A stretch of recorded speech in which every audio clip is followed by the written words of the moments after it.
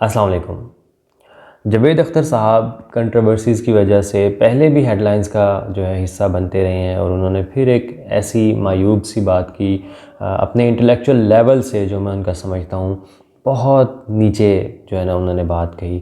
انہوں نے کہا کہ جو اردو زبان ہے وہ it belongs to India and it does not belong to Pakistan. انہوں نے کہا کہ زبانیں جو ہیں ان کو مذہب سے لنک نہیں کرنا چاہیے، ان کو علاقوں سے لنک کرنا چاہیے۔ زبانیں جو ہیں وہ ریجنز کی ہوتی ہیں، نہ کہ کسی ایک خاص مذہب کی ہوتی ہیں۔ تو شاہد احمد دہلوی صاحب کا ایک خط میری نظر سے گزرا، میری یاد تازہ ہوئی اس کے متعلق، جو انہوں نے کسی زمانے میں نقوش کے ایڈیٹر محمد طفیل صاحب کو لکھا تھا، جو ایک اداریہ نکالتے تھے طلوع کے نام سے۔ تو انہوں نے اس میں اسی طرح کی باتیں کی تھیں، اور اردو کو جو ہے وہ لنک کرنے کی کوشش کی تھی لکھنؤ، دلی سے، دکن سے۔ تو شاہد احمد دہلوی نے ان کو ایک بڑا پیارا جواب دیا تھا۔ تو جاوید اختر صاحب نے، مجھے لگتا ہے کہ وہ خط نہیں پڑھا۔ اگر وہ علم رکھتے ہوتے یا انہوں نے شاہد احمد دہلوی صاحب کو پڑھا ہوتا، ان کی جو کتاب ہے دلی جو ایک شہر تھا، تو ان کو شاید اس چیز کا ادراک ہوتا اور وہ اس طرح کی بات نہ کرتے۔ میرا دل چاہ رہا ہے کہ میں وہ خط تو بہت بڑا ہے، اس کے جو مین پوائنٹس ہیں وہ آپ کو بتا دوں، جو جاوید اختر صاحب کی جو بات ہے اس کو مکمل طور پر رد کرتے ہوئے نظر آتے ہیں۔ چلیں اس خط کی طرف چلتے ہیں۔ برادر مکرم طفیل صاحب، سلام مسنون۔ تازہ نقوش میں آپ کا اداریہ طلوع پڑھا۔ آپ نے اس میں اردو کے ایک نہایت اہم مسئلے کو چھیڑا ہے۔ یہ مسئلہ جتنا اہم ہے اتنا ہی نازک بھی ہے، خصوصاً میرے لیے۔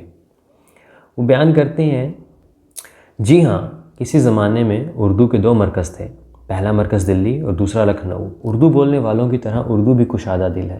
اگر ایسی نہ ہوتی تو حضرت امیر خسرو کے زمانے میں ٹھٹر کر مر جاتی۔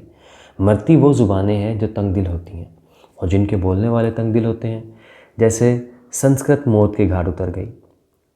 سنسکرت کے بارے میں آپ کو بتا دوں کہ یہ جو براہمن تھے، جو عبادت وغیرہ کرتے تھے، صرف ان کو بولنے کی اجازت تھی، اور وہی آپس میں اس میں بات کرتے تھے، اور کسی کو سیکھنے کی یا بولنے کی اجازت نہیں تھی۔ تو یہ تنگ دل بنا دیا انہوں نے زبان کو، تو اس لیے سنسکرت جو ہے آج اس کا نام و نشان ہمیں نہیں ملتا، اور اسی تناظر میں وہ سنسکرت کو تنگ دل کہہ رہے ہیں اور سنسکرت بولنے والوں کو تنگ دل کہہ رہے ہیں۔ زبان کے مرکز کسی کے قائم کرنے سے نہیں ہوتے۔ جس طرح فطری زبانیں خود بخود بنتی چلی جاتی ہیں، زبان کے مرکز بھی خود بخود بن جاتے ہیں۔ اب یہ آپ دیکھ لیں کہ نیگیشن ہے کہ اردو جو یا زبان جو ہے وہ ریجن سے لنکڈ ہوتی ہے۔ جاوید اختر صاحب کی جو بات ہے اس کی نیگیشن ہے کہ زبان کسی ریجن سے لنکڈ ہوتی ہے۔ جس شہر میں سقائے اہل زبان زیادہ ہوتے ہیں، مستند شاعر اور ادیب زیادہ ہوتے ہیں، وہ شہر مرکز بن جاتا ہے، اور زبان کی سند اسی شہر کے بزرگان ادب سے ملنے لگتی ہے۔ دلی میں جب تک مغل بادشاہوں کی خوش اقبالی اور درباروں میں فراغ البالی رہی، اہل ہنر اور اہل کمال بھانت بھانت کے کھینچ کر آتے رہے، اور اس شہر کے نام کو چار چاند لگاتے رہے۔ اس شہر کو انہوں نے اپنا وطن بنایا اور اسی شہر میں پیوند خاک ہو گئے۔ دلی ان اہل کمال کی وجہ سے زبان کی ٹکسال بنی، اور اسی ٹکسال سے اردو کا سکہ جاری ہوا۔ جب مغل بادشاہی برائے نام رہ گئی اور شاہی خزانے خالی ہو گئے، تو متسولین شاہی جو اہل ہنر اور اہل فن نے ترک وطن کر کے پورب کا رخ کیا۔ فیض آباد اور فیض آباد کے بعد لکھنؤ کا شاہی دربار ان کا مرجع بنا۔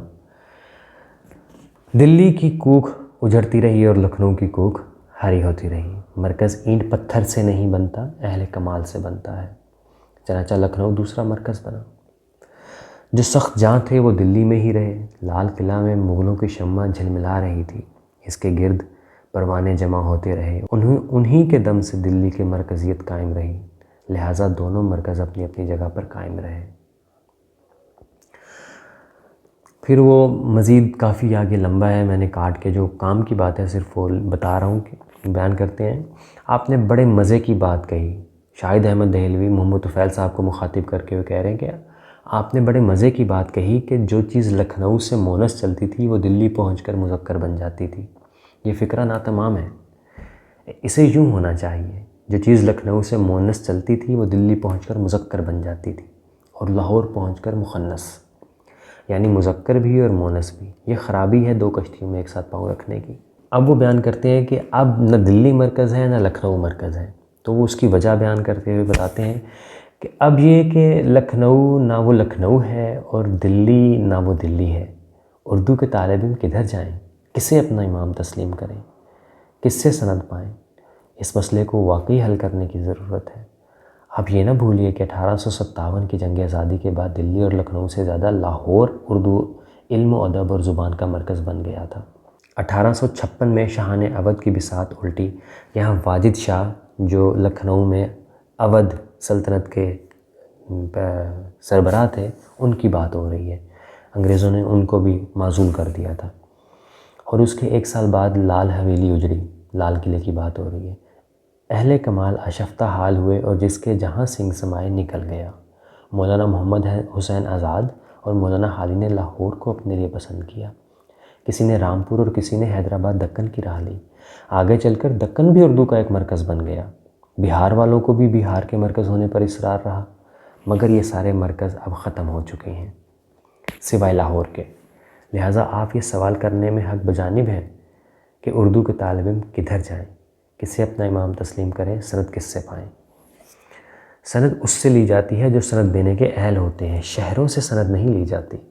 مستند اہل زبان جہاں بھی ہوں ان سے سند لیجیے. یہ خیال بھی آپ کا صحیح نہیں ہے کہ اردو کو دھکے مار کر گھر سے نکال دیا گیا ہے. وہ بیان کرتے ہیں کہ جب بٹوارا ہوا تو اردو کو دھکے مار کر نکال دیا گیا. پاکستان میں اس کو بھیجا گیا زبردستی. جو طریقہ اپنایا گیا تھا کہ مسلمان اردو، ہندی ہندو. اور اس کا ذکر اروندھتی رائے اپنی کتاب آزادی میں بھی کرتی ہیں کہ کس طرح ہم نے اردو میں سے کبیر کو نکالا اور انہوں نے میر تقی میر اور غالب نکال دیے ہندی سے. بقول آپ کے دھکے مار کے تو ہمیں نکالا گیا ہے. تو ہوا یہ کہ ہمارا سب کچھ وہیں رہ گیا مگر ہماری زبان ہمارے ساتھ یہاں آ گئی. پاکستان اردو کے لیے پناہ گاہ بن گیا اور مغربی پاکستان کی قومی زبان اردو بن گئی. پھر وہ بیان کرتے ہیں کہ اب دلی اور لکھنؤ مرکز نہیں رہے تو لاہور اور کراچی مرکز بن گئے ہیں. اور لاہور تو 1 صدی سے اردو کا مرکز بنا رہا ہے. کراچی قیام پاکستان کے بعد بن رہا ہے کیونکہ دلی اور لکھنؤ کی بیشتر آبادی کراچی میں منتقل ہو گئی ہے. تو ناظرین، یہ خط شاہد احمد دہلوی صاحب نے محمد طفیل صاحب کو جو غالباً 50 کی دہائی میں لکھا تھا، ان تمام شکوک و شباہت کا سد باب کرتا ہے جو جاوید اختر صاحب کو آج کے دور میں ہے. اس سے 2 ہی باتیں جو ہیں وہ سامنے آتی ہیں. یا تو وہ کسی بائسنس کا شکار ہیں، کسی احساس سے کمتری کا شکار ہیں اردو کو لے کر یا ہندوستان کو لے کر، یا پھر ان کا مطالعہ اردو کے متعلق اتنا نہیں ہے جتنا وہ بیان کرتے ہیں.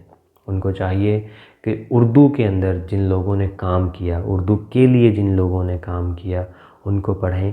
ان کے جو ویوز ہیں اردو کے متعلق ان کو بھی پڑھیں.